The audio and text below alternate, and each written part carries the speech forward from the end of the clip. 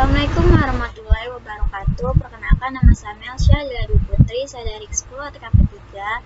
Saya ingin mempresentasikan tentang bab 4, yaitu bentuk struktur organisasi. Apa sih itu organisasi? Pengertian organisasi kantor. Istilah organisasi berasal dari bahasa Yunani, yaitu organon, atau dalam bahasa Latin organum yang berarti alat, bagian, atau badan. Secara definisi, organisasi adalah kesatuan atau susunan yang terdiri atas bagian-bagian atau orang dalam perkumpulan untuk mencapai tujuan tertentu. Kelompok kerjasama antara orang-orang yang diadakan untuk mencapai tujuan bersama. Organisasi adalah suatu usaha kerja sama dari sekelompok orang untuk mencapai tujuan tertentu.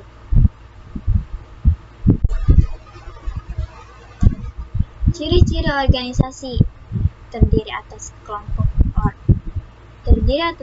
orang, yakni 2 atau lebih. Yang kedua, terdapat kerjasama yang berlangsung di dalamnya. Ketiga, memiliki tujuan yang hendak dicapai bersama. Oleh karena itu, untuk mencapai semua tujuannya, sebuah perusahaan juga harus memiliki organisasi perkantoran. Ada 5 fakta yang terdapat di organisasi perkantoran, yaitu setiap organisasi perkantoran pasti mencakup sumber daya manusia yang terlibat dalam interaksi sosial. Kedua, interaksi dalam sistem sosial tersebut tersusun dalam sebuah struktur yang menjamin perintah dan laporan. Tiga, sebagai suatu sistem terbuka, setiap organisasi perkantoran mempunyai hubungan timbal balik, baik dalam organisasi internal maupun eksternal.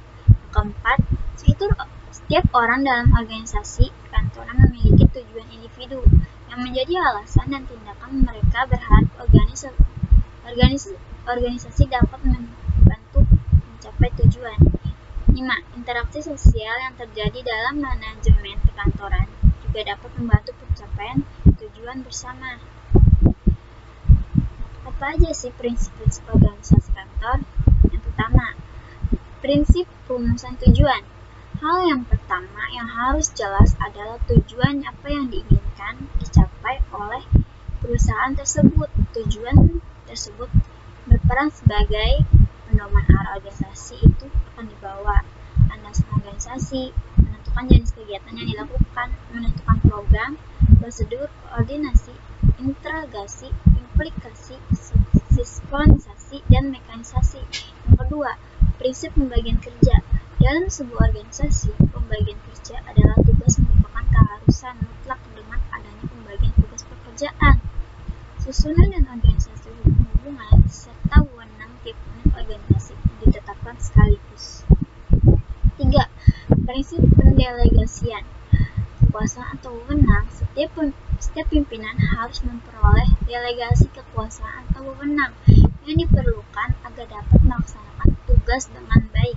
Wewenang mempunyai beberapa aspek, antara lain dalam hal mengambil keputusan, menggunakan peralatan, memerintah, dan pemakaian waktu tertentu.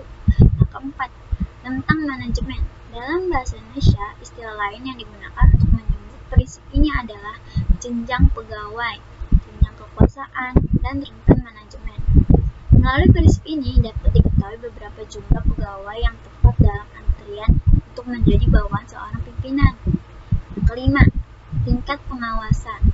Berjalannya sebuah organisasi dalam mencapai tujuan yang telah ditentukan harus dipastikan dengan selalu menjalankan sistem-sistem pengawasan. Berdasarkan prinsip ini, tingkat pengawasan atau tingkat pimpinan hendaknya diusahakan sedini mungkin. Keenam, kesatuan perintah dan tanggung jawab. Seorang bawahan hanya mempunyai satu atasan, dengan kata lain, tidak seorang pun dapat melayani 2 atasan. 7. Koordinasi. Prinsip koordinasi ini adalah usaha mengarahkan kegiatan seluruh unit-unit organisasi agar tertuju pada pencapaian tujuan organisasi secara keseluruhan. Nah, struktur organisasi apa sih? Struktur organisasi dapat didefinisikan merupakan suatu kerangka dan data susunan perwujudan pola tetap hubungan antara tiap bagian, fungsi-fungsi serta posisi atau orang-orang yang menunjukkan kedudukan. tugas, wewenang, dan tanggung jawab yang berbeda-beda dalam suatu organisasi. Dengan demikian, pembagian tugas wewenang tersebut dapat berjalan dengan baik tanpa adanya tumpang tindih. Fungsi atau kegunaan struktur dalam sebuah organisasi antara lain: 1. Menjelaskan kedudukan seseorang dalam sebuah organisasi sehingga mudah koordinasi. Yang kedua, mengurangi pembagian kerja sehingga memudahkan pimpinan untuk melakukan monitoring dan pengendalian. Yang ketiga, menunjukkan hubungan antar bagian atau posisi dalam melaksanakan tugas dan tanggung jawab. Keempat, memberikan gambaran tanggung jawab setiap anggota terhadap pimpinan atau atasan yang telah memberikan wewenang yang harus dipertanggungjawabkan. Bentuk-bentuk organisasi. Yang pertama, organisasi garis atau uni. Pada organisasi garis atau uni ini, lalu lintas, wewenang, dan tanggung jawab berjalan secara lurus dan vertikal melalui saluran tunggal, sehingga bentuk struktur organisasinya lebih sederhana. Setiap bentuk-bentuk organisasi mempunyai kelebihan atau kekurangan, termasuk organisasi garis atau uni ini. Kelebihan dari bentuk organisasi garis atau uni ini adalah: A. Kesatuan perintah lebih terjamin karena pimpinan berada pada satu tangan. Yang B. Proses pengambilan keputusan dapat berjalan lebih cepat. Yang C. Rasa setiakawanan antar pegawai lebih tinggi karena lebih saling mengenal. Kekurangan bentuk organisasi garis atau uni ini adalah: A. Seluruh organisasi sangat bergantung pada satu orang. Yang B. Biasanya pimpinan cenderung otoriter. Yang ketiga, pegawai lebih sulit untuk berkembang.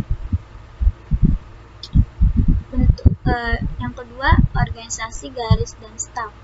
Pada bentuk ini, unit-unit organisasi disusun menurut bentuk lurus atau garis, tetapi pada unit pimpinan ditambah tenaga ahli perorangan. Organisasi garis dan staf ini juga memiliki kelebihan dan kekurangannya. Kelebihannya yaitu memudahkan untuk pengembalian keputusan, cocok dengan untuk organisasi besar, lebih mudah menerapkan konsep the right man to right place. Dan kekurangannya adalah kesetiakawanan antar pegawai sulit dibina karena luasnya organisasi. Yang kedua, organisasi sulit dilakukan karena rumitnya susunan organisasi. Yang terakhir adalah organisasi fungsional. Pada organisasi fungsional ini, seorang pimpinan tidak mempunyai bawahan yang jelas. Hal ini dikarenakan setiap pimpinan berwenang memberikan perintah kepada setiap bawahan jika ada hubungannya dengan fungsi pimpinan tersebut. Kelebihan dari fungsional ini adalah pembagian tugas menjadi lebih jelas.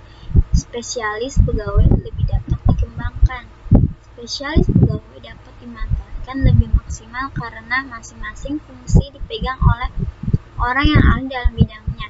Kekurangan organisasi fungsional adalah sulit untuk menentukan tour of duty karena para pegawai telah terspesialisasi. Yang kedua, para pegawai lebih mementingkan spesialisasi. Tidak ada kesatuan perintah karena pegawai dapat menerima perintah. Segitu dulu presentasi dari saya. Terima kasih. Assalamualaikum warahmatullahi wabarakatuh.